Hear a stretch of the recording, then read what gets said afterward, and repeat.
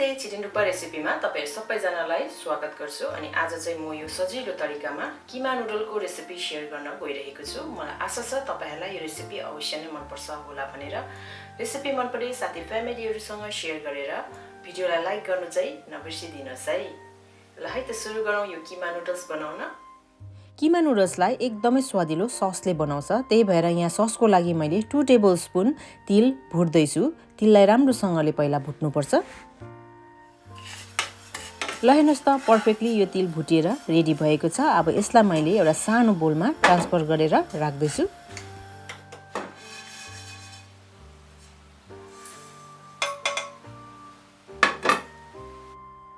अब त्यही प्यानमा मैले यहाँनिर 10 वटा सुक्खा खुर्सानी राखे र सँगसँगै 1 टीस्पुन टिम्बुर पनि राख्दै छु। यो सुक्खा खुर्सानी र टिम्बुरलाई पनि राम्रोसँगले ड्राई रोस्ट गर्ने। लो हिटमा यसलाई भुट्ने र तपाईहरुले खुर्सानीलाई समातेर हेर्न सक्नुहुन्छ यो रेडी भयो कि भएन भनेर। तातो भइसकेको हुन्छ। लो हिटमा एकदमै तातो भएको छ भने तपाईहरुको यो रोस्ट राम्रोसँगले भइसक्यो भनेर थाहा हुन्छ। ग्यासलाई अफ गरेर यसलाई पनि एउटा प्लेटमा मैले ट्रान्सफर गरेर राख्दै छु।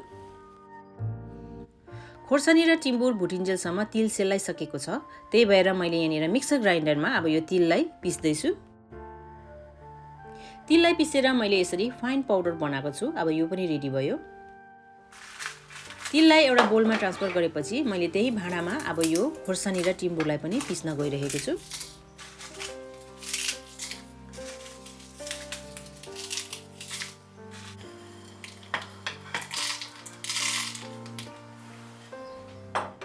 टिम्बुर र खुर्सानी पनि पिसेर रेडी छ। र अब यहाँनिर मैले एउटा ठुलो मिक्सिङ बोल लिएको छु र यो बोलमा चाहिँ मैले यो टिम्बुर र खुर्सानीको धुलोलाई एड गरे। सँगसँगै यो तिलको धुलोलाई पनि मैले राखे। अब त्यसमा म राख्न गइरहेको छु 2 टेबलस्पुन लाइट सोया सस। तपाईहरुलाई लाइट र डार्क दुईटै सोया सस चाहिन्छ यो रेसिपीमा।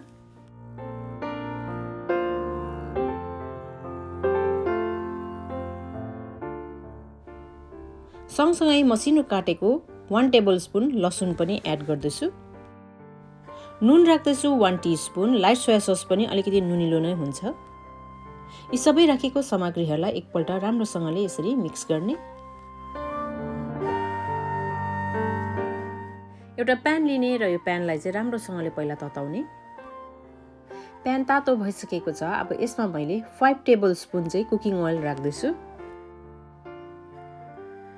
तेल तातो भएपछि यसमा मैले एउटा तेजपत्ता राखे र एउटा स्टार एनिस पनि राख्दैछु र सँगसँगै सानो दालचिनी पनि मैले यहाँनिर एड गरे र त्यसै गरेर 3 वटा लौंग, 1 टीस्पुन चाहिँ सौंफ पनि राख्दैछु।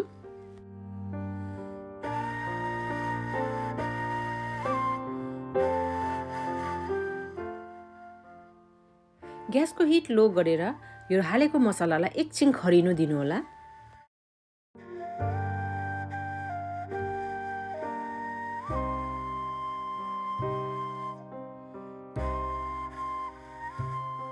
ल हेर्नुस् त यो पर्फेक्टली खरिसकेको छ। स्टार एनिस कालो भइसकेको छ। अब ग्यासलाई अफ गरिदिने। अब यो तातो तेलले चाहिँ यो रेडी गरेको खुर्सानीको ससलाई झान्ने।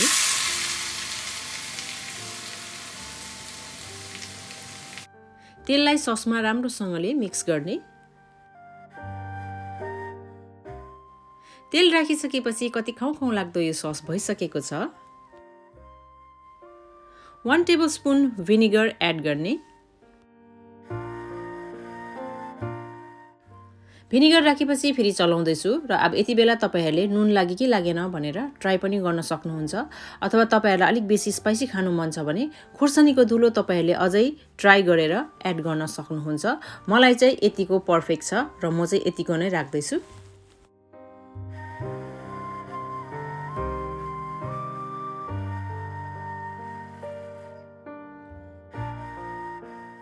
सस त रेडी भइसकेको छ। अब किमा फ्राई गर्नको लागि चाहिँ मैले यहाँनिर तातो कराईमा 3 टेबलस्पुन तेल राखे।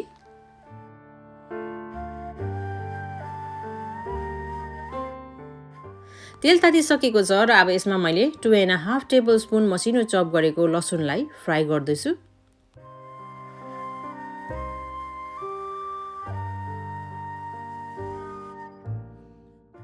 लसुन भुटेर रातो भएपछि यहाँनिर मैले चिकनको किमा हाफ केजी राख्दैछु।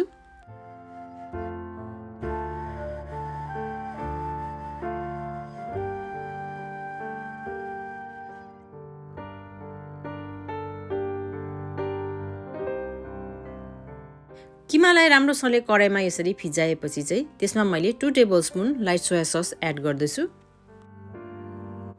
1.5 टेबलस्पुन चाहिँ डार्क सोया सस,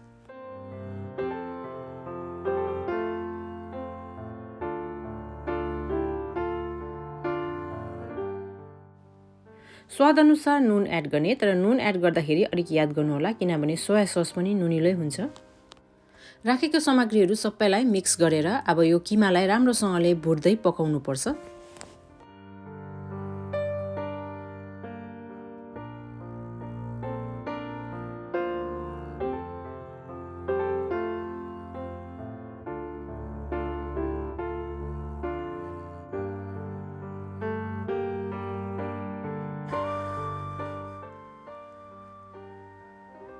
किमालाई चाहिँ राम्रोसँगले यसरी तेल सेपरेट हुइन्जेलसम्म भुट्न पर्छ र जब यसरी किमाबाट तेल सेपरेट हुन थाल्छ तब चाहिँ ग्यासलाई अफ गरेर किमालाई साइडमा राख्ने। अब यो किमा रेडी छ।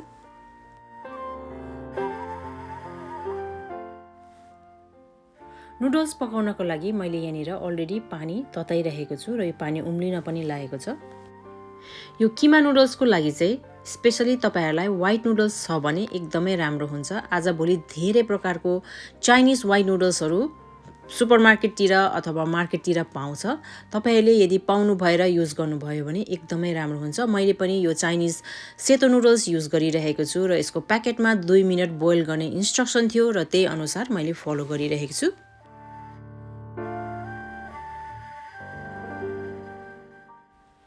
नुडल्स उम्लेको 2 मिनेट हुन आँट्दाखेरि मैले यहाँनिर थोरै छोइसमको साग पनि एड गरेँ। यो अप्सनल हो, यदि तपाईहरुकोमा चाइनिज साग छैन भने नराख्दा पनि हुन्छ। त्यतिकै किमा नुडल्स पनि मिठो हुन्छ।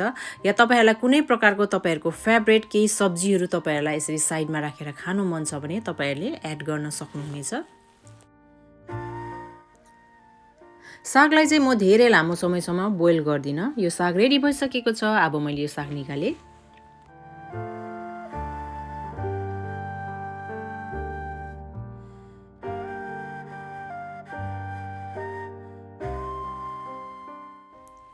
ग्यासलाई अफ गरेर अब नुडल्स पनि निकाल्ने। यो व्हाइट नुडल्सलाई चाहिँ पखाल्न पनि पर्दैन, त्यही भएर मैले यो साइडमा राख्दैछु। नुडल्स उमालेको यो तातो पानी चाहिँ 5 टेबलस्पुन जस्तो मैले यो ससमा एड गरेर मिक्स गर्दैछु।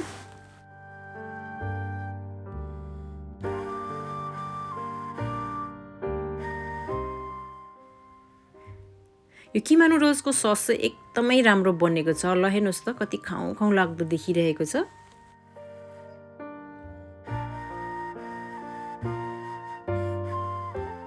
सबै सामग्रीहरू किमा नुडल्सको लागि रेडी छ। अब सर्भ गर्नुहोला तातो तातो।